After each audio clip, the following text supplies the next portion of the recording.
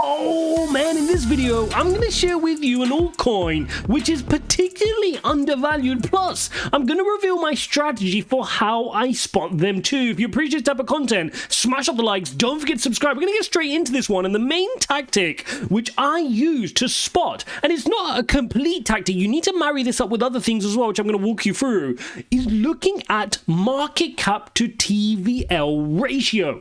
Now, let's explain what this is. So your market cap is the total value of the project, right? It's the whole price. It's the market cap which you want to go up in order for the price of your token to go up, right? That's what the main idea of investing in crypto is. But then you want to look at something called TVL.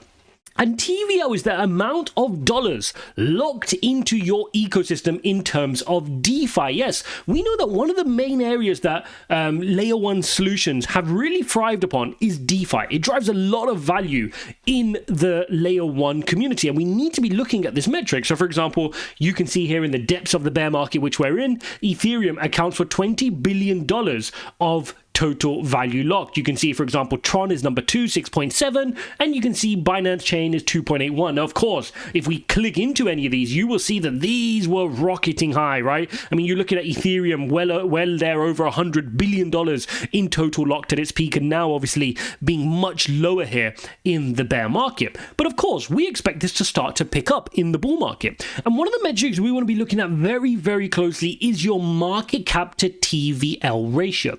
In other words, what multiple of the TVL, the total value locked, are you paying to hold this project? And when you look at this ratio, you start to get an understanding of what you're paying for. So if you think about it like this, if you're buying a stock normally, or a business, you look at their EBITDA, which is a measure of their profitability, and you ask yourself, what multiple of the profitability, or you can use revenue, you can say, what multiple of the revenue am I paying for this business? And that gives you a way of comparing between businesses. So if you're paying 3 times their revenue for one company here, or you're paying 2 times for the revenue of this company here, assuming all things equal, the 2 times is a far better proposition. And this is one of the metrics we can use here as a fundamental metric versus, of course, technical analysis of entering crypto projects. So let's take a look here. If you're buying Ethereum today, you're paying a 9 times multiple for the amount seen here in total value locked. So for the $20 billion, you're paying 9 times that to enter Ethereum. Now, of course, you've got to add into that many other things. For example, the active users, the number of protocols, right? It's nice and diversified across a lot of different protocols. You're paying for other things with Ethereum, for example, the notability and the history that they've had and various other things as well, right? But it's a good measure to see that you're paying 9 times. Now, if you compare that to something like Tron, which is sitting at 1.13, you're paying almost 1 times here the total value locked. So their market cap is about 6 billion, and you can see that their total value locked is about that 6 billion mark as well. You're paying 1 times. So it's 9 times roughly cheaper pound for pound than Ethereum. Of course, you have to layer in all the other things as well. Ethereum's a far better known chain, more users, more protocols, like we just said here, 922 to 25. But if you look at it pound for pound, that is what you're paying. And you can continue to go down the list and see which ones are overvalued, right? So for example here, Binance Chain, 11.61. Pound for pound, you're paying more than Ethereum right now to buy a bit of Binance Chain if you're looking purely at the DeFi element of total value locked. And then you get into one which is really interesting, and that is Arbitrum, and the one I wanted to share with you today. If you look at Arbitrum, you're sitting here at $1.738 billion in total value locked right now in a bear market. If you look at the number of protocols, very impressive, 460. If you look at the number of active users, 180,000 per day, and you're seeing good growth here as well. But look at the market cap to TVL. It's 0.65, okay? So if, in other words, you're paying less than the total value locked amount. You're not even paying 1 times. You're paying 0.65 times the amount of the TVL to enter in on Arbitrum. So pound for pound, if you want to think about it like this is almost 20x cheaper pound for pound if you are focused on the DeFi element. Now, of course, that's just the start, right? This is one of the ways I look to identify projects, and then I want to dive into it. So in the case of Arbitrum, I'll jump into it, and we've made separate videos on Arbitrum. I'll link them up for you guys to go watch as well. But then you want to look at it and say, okay, Total supply here is sitting at 10 billion here, okay? So 10 billion in total value locked, 1.275 is already circulating. So we've got about a 12.75 here circulating supply. It's quite low. So there's going to be a lot of sell pressure on Arbitrum, and we have to take note of that going into the next bull market. But that said, we know they're highly profitable. We know it's a good layer 2 scaling solution. We know they've had a good launch, and that it's a good project, right? They're actually generating profit and revenue, which is why it's quite a good proposition right now. So when you look at this metric, you can immediately start to compare. And who is one straight away you'd want to compare with? If you're comparing Arbitrum, which is the layer 2 scaling solution on Ethereum, immediately who would you want to compare them to? You'd want to compare them to Polygon, right? The original early mover in the layer 2 scaling space, that is Polygon Matic, and they're sitting at 6.65, right? So already you can see Arbitrum has $1 billion more of total value locked than Polygon, and yet they're commanding, look at that guys, 14 times smaller the value, the multiple, than we're seeing from Polygon. Very, very interesting when you start to look at it like this. So if you're simply thinking about how do you buy total value locked, or how do I get exposure to people using the ecosystem, you're looking at a 14 times almost differential here between buying the valuation of Arbitrum versus Polygon. Of course, you please have to take into account the max supply, total supply, how much of the tokens are in supply, but it gives you a good indication if you're just looking at market cap to the current TVL. So another one you want to look at then to compare is Optimism, right? Another layer 2 scaling solution. A lot of people are using Optimism, including Base, which is Coinbase's layer 2, is built using the OP mainnet as well. They're sitting at $638 million here in total value locked, and that's a 1.81 multiple, okay? So even Optimism is twice as expensive than the competitor that is Arbitrum. Very interesting. And yet, if you look at it, you've got 460 active protocols on Arbitrum. You've got 190 here on Optimism. So a big difference, right? A big difference here in that, in the number of protocols. Let us now look at another platform. Let's look at something like Avalanche. If we look at something like Avalanche, you've got $510 million here in total value locked. And again, if we want to click into this, let's dive into Avalanche and see, because in the bull market, they had far more, right? Again, we know Avalanche's total value locked run as high as 11.5 billion, and it's just petered down, just like everything else has here in this bear market. But jump back into it, you can see that even now today, they're commanding 7.36 times the total value locked. In other words, what you're noticing here is that projects are holding on to a lot of their value still, even though the DeFi element, the total value locked, has dissipated down, because people are, one, holding bags, but two, they believe they can get back to those levels again, and those ratios will start to normalize. So here, when you look at it just with the plain sight of eye today and looking to add today, 7.36 times, you're looking at pretty much here the same multiple, slightly more multiple than Polygon, slightly less than Ethereum when you're looking to add. So it's very interesting there on Avalanche. Now I want to show you another one. A lot of people are talking about Solana, right? But if you look at Solana's total value locked, it's 328 million.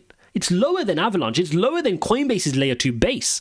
And yet their market cap is still so high. They're commanding a 30 times multiple than their total value lock. So again, look at the amount you're paying. Now, of course, with Solana, you've got to add in the other elements where they're not so DeFi orientated. Maybe they have a good NFT ecosystem. Maybe they have a good gaming ecosystem. You have to add those flavors as well, because those things can drive your market cap as well. But still, 30 times is a lot, even if you do give them credit for the NFT ecosystem as well. Right, now I want to show you another one. Let's talk about Phantom, right? Because Phantom was one of those projects which had an incredibly low, undervalued ratio going into the period of time when we had the big move in 2021, right? So if you go back to that period, Phantom, when we started talking about it, had a hugely low market cap to TVL ratio. And that's one of the things that put me onto Phantom and made me start digging deeper into it. That, along with its very good circulating supply, meant that for me, it was a good proposition. They were very good at driving total value locked. I mean, if we take a look here, if you want to look at Phantom, the peak of their total value locked, if you see this here, climbed as high as 7.6 billion, sorry, here. Okay, so it did really, really well. But then, of course, it's bled like crazy. This completely virtually gone to zero. And now you've got $50 million only locked in Phantom DeFi. And of course, we know why, right? The multi-chain hack, the drama around that led to a lot of flight of capital away from Phantom DeFi. A lot of whales lost interest in the Phantom ecosystem. And that is why you're sat here now with only 14 million in market cap, far less than Avalanche even now, guys. This was, easily up there in the top echelons of layer one platforms with DeFi. Phantom was known for DeFi, an amazing DeFi ecosystem, but after the multi-chain hack, this has just whittled down to zero. But if you look at it, because it's still managing to hold on thereabouts in terms of its market cap. I mean, let's take a look here. What is the latest market cap of Phantom? Let's keep going. We're going to have to go a little bit more down here for Phantom. There we go. So Phantom sitting right now here on a market cap of 541 million. Really taking a battering, right? 19 cents here per Phantom. You can even see even Coin Market Cap are violating them as a biggest loser here. But if we jump into it, what you can see is it's sitting at a 10. Okay, so a 10 multiple. And this is what makes it go, crazy. Even now, despite the DeFi being, pummeled down to zero, the multi-chain hack, which of course we've spoken about at length on this channel, Phantom is sitting at 10 times. And yet in its peak glory, Ethereum's sitting at 10 times too. In its peak glory, Binance Chain is more than 10 times, right? Solana is 30 times, which we've just covered off. Avalanche is sitting at 7.3 times, and they've not had any hack. Right? Polygon, which arguably has had a very successful 2022 period when everybody else was suffering, is still at 6.7 times. So Phantom is actually holding up okay. I mean, another one which is crazy for you guys to look at to get a comparison of why we look at this type of metric is look at Cardano. And I hold Cardano, but their DeFi needs to have a really powerful DeFi bull run this time around because they're sitting at a crazy valuation. I mean, if we look at Cardano right now in terms of their market cap, it's still up there, right? They still do really, really well to hold their market cap. $9.2 billion here in a bear market. And yet, if you look at their DeFi, they've only got $163 million of DeFi. So they're commanding a 56 multiple, right? When you look at their market cap to total value locked ratio. So when you start to look at it like this, you start to go, hang on a second, there's only a few that are really fairly valued right now. And those few are probably Arbitrum. I think Tron is obviously undervalued, but you guys know I like to stay away from projects with Justin Sun. I just don't trust the guy personally. Optimism sitting at 1.81. You can't complain about that. Don't forget, obviously, with Arbitrum, we've got the issues with some of the tokenomics. There's still a lot more to come into circulating supply. And so when you ladder that all in, you start to understand that there's not many to be going after, right? And you've got to kind of spread your bets among some of these because all of these multiples seem quite steep and we need the market cap to balance out, to grow a little bit here heading into the bull market, to balance out some of these ratios a little bit. And we will start to see money flow back into DeFi. For anybody who's not sure, you've just got to see previous cycles. When the confidence comes back in, people are going to be in search for yield. Right now, nobody wants yield. Nobody cares to jump into a DeFi staking platform to earn 6% on their USDT. Do you know why? You can get 5% on a US government bond. So why are you going to be playing around in DeFi, which inherently has risks, when you can get 5% risk-free from the US government? But when those times disappear, when the interest rates start to tighten up again, when the flow of money starts to increase from the Fed and they start printing again, guess where that's money going to flow back into? It's going to flow back into DeFi. And that's where you're going to see some of these well-positioned layer one platforms start to thrive. Guys, if you appreciate this type of content with me showing you the fundamental metrics that I look at that help me start to form an opinion on some of my favorite altcoins, smash up the likes. Let me know in the comments which of these tokens you enjoy. Don't forget to go watch this video and I'll see you in the next one.